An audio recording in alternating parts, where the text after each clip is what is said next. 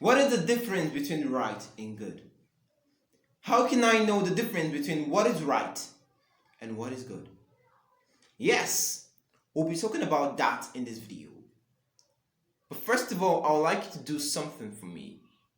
There is a button below this video. It says subscribe. So I would like you to click that button and I want you to subscribe to this channel. Have you done that? So now let's move to the main teaching.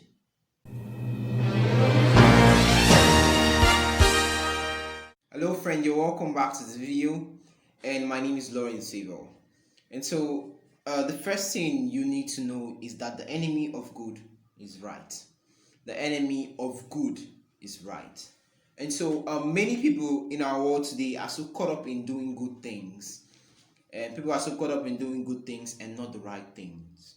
And an example of what I'm talking about is, for instance, you see a person going to jail just because maybe that person decided to take vengeance. Maybe the person decided to avenge for his brother's death. Maybe his brother was shot dead, or his sister was shot dead, or a very close relative or a friend was shot dead by another person.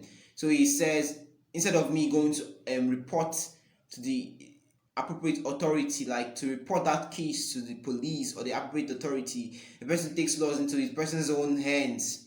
You take laws into your own hands, and that person goes to kill the other person that killed his brother. And we all know that that is murder. And if you're found in such in countries, any country where we live or any city where we live, if you're found, you'll be charged to court and punished. You'll be charged to court and punished. And yes, that person did a very good thing. The person did a good thing. To him, if it feels good, to go and kill someone that killed your brother, it's good, but it's not the right thing. That person did not do the right thing. And so doing the right thing never ever has any negative effect on us. Doing the right thing never has any negative effect on us. But doing good things always have negative effects on us. Doing good things in disguise always have negative effects on us. And because in this world people are so caught up in the reality of good things, they begin to see the right things as unimportant. They begin to see the right things as not right. And just like they do now with gays, and you see gay law is being accepted in different parts of the world, okay? Yes, for instance, okay, if you're a gay watching this video, yes, you are doing the right thing, you feel good being a gay. Yes, you are doing a good thing and you feel good being a gay, but it's not the right thing. It's a good thing in disguise, okay? So I would encourage you, I want to urge you to stop it. If you're gay, please stop it. It's not the right thing. And yes, I'm going to be saying so many things in this video. I'm going to be saying so many things about the difference between right and good. So I would like you to keep watching. I want you to keep watching this video to the end and be keen to observe, listen to know whatever I would say in this video. And one thing people are ignorant to see is that the whole earth is ruled by laws. The whole earth is ruled by laws. Everything in the earth is ruled by laws. And although some of these laws impose themselves on us, some of them don't. Some of these laws impose themselves on us. There are other laws that don't impose themselves on us. Now, for example, we have the law of gravity. This law of gravity, it pulls things to the ground, or if I should say, to the center of the earth. This law of gravity pulls things down to the center of the earth. Okay? Now, this law of gravity imposes itself on you. Whether you like it or not, it's going to pull you down. Okay? We have another one, the law of karma. It says that whatever you sow, you reap. And this law of karma, whether you like it or not, it is whatever you sow, and that's the actual thing you reap. It happens. And that law of karma, it's real, it's true. Okay? And we have another law that doesn't impose itself on us. And this law is called, like for instance, you want to eat and you're hungry, you want to eat. Now, it's a law that you must eat for you to get satisfied and for you to continue to live. It's a law that you must eat, but you can decide not to eat. It's a choice. You have to make a choice either to eat and live or to not eat and die. Okay, it's a choice. But one thing we need to know is that these laws, they each have their negative effects on us. All these laws, they have their consequences, not negative effects, but consequences. Consequences if they are not obeyed. These laws always have consequences if they are not obeyed. And that is why I would say that even in a so-called lawless society today, there is still law. Even in a so-called lawless society where they say, okay, there's no law in this place, it's a lie. There is a law. There is law. Everywhere on the earth, there is law. And I'm not saying that most people who do good things, although knowing the right things, have ignored the right things and to do what they feel is good. I'm not saying these people have ignored the right thing and to do what they feel is good. Of course, there are some people who do not know what is right, okay? Some don't know what is right and they go about doing the things they feel is good, okay? But what I'm actually saying is that they do not know the consequences of their good actions in disguise. These good actions in disguise, they do not know the consequences of these actions. And I'm not also trying to say that all good things are bad things. No, that's not what I'm saying. But what I'm saying is that good things that doesn't affect your life positively and rhyme with God's will for you are to be avoided. Those kind of things are to be avoided. And if you want to know if these things, if the things you are about to do, or anything, if you want to do something now, you do not know if this thing is right, if this thing is good, should I do it? Okay, you're confused. Okay, sorry for that. You're confused. You do not know if this thing is right, if this thing is good. Okay, there are some things you can do at that point in time in order to know if this thing is right, if this thing is good. Okay, so I'm going to be telling you some things that you will do. So the things you will do is you think deep. The first one is you think deep and you look into the past outcomes of that thing which you intend to do. Maybe you want to take an action and you do not know if this action is right. Think back and look to the past events, past happenings, past effects on either you, on people, or happenings in the past of that thing which you intend to do. Okay, look back and think towards the past happenings or the events of that thing. What has occurred before?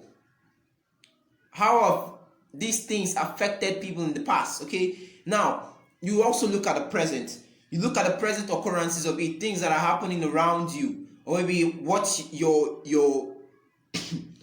the present occurrences of these things. Okay, now the third thing you do is look at the future outcome of it. Whatever you're going to do, you do not know if this action is good, if this thing is good. You look at the future occurrences of it.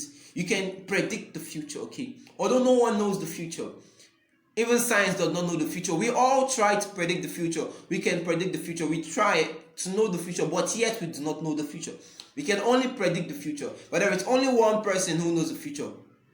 No human being, nobody knows the future. It is only God that knows the future. Okay, so we all try to predict the future, but only God knows the future. And that is why I'll always encourage you to go to God, because God is the beginning and the end. Is the same yesterday, today, and forever. And so just simply look at God. Okay, simply go to God and look at Him. He'll show you the right things. He'll show you what is right. He'll show you what is good. Okay, now, so after this video, during this video right now, there's a link that will show up there, and I would like you to click that link in case you have not found God, in case you're confused which religion is the best religion, which religion is a true religion in the world today. And for instance, you're confused to say, okay, how can I find God? How can I know God really exists? Okay, so there is a video right there. I want you to, the video that appeared there, I want you to click that video, go there and watch it. I gave a very detailed explanation on how to find God in that video.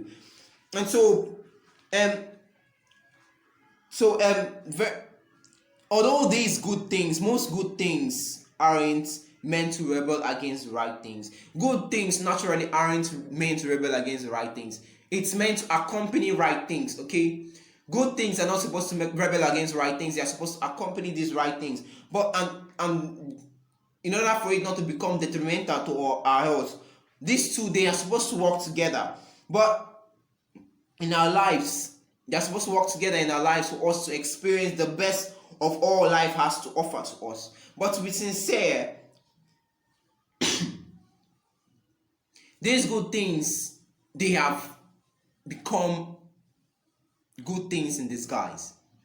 And to be sincere, I know that there are many things to say about good and right.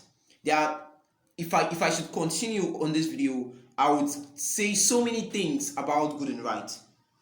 Okay, but I can't say all in this video, because if I try to say all, I'll make it too long for you to watch. Okay, so I will have a part 2 of this video where I'll be talking about good things. Why the enemy of good? I will tell you why the enemy of good is not evil, but right. Why is it that the enemy of good is right? Why is it not evil? Okay, why is the enemy of good right? Good things in disguise. Why is the enemy of good right? Okay, and I'll also be talking to you from my experience and from my thoughts about how to easily identify evil things quoted in good. How can I easily identify evil things quoted in good? Okay, and although no one is perfect, I cannot say anyone is perfect. I'm not perfect. You're not perfect. We're all walking into perfection, and that's why the Bible says it said, "Be ye transformed by the renewing of your mind every day." You need to renew your mind in order to walk into perfection. Because although, if for instance you're a Christian, you become born again, your mind isn't really renewed. As you become born again, your mind doesn't change. Okay, it still has your past experiences and so on and so forth. So you need to constantly renew your mind so you can walk towards that which God has for us. So we've come to the end of the video, and I want to thank you very much for watching to the end of the video. And I so love you guys. You've watched to the end of the video, and yes, this content, everything here on this channel is for you guys. And of course, I would like you to like this video. Don't just leave like that. Just like this video. Also, subscribe. Don't forget to subscribe to this video. Click the notification bell on this video. So you'll be notified each time we post a new video. And also make sure you comment. I would love to see your comments. I so desire to see your comments on the comment section. Please comment. Tell me, how has this video impacted you? What do you think about this video? Was it too long? Was it too short? Or did I go? Okay, I didn't go into much detail, or what do you think about this video? So on the next video I'm going to improve on that one to get the best content for you guys. So thank you very much for watching this video, and have a wonderful day.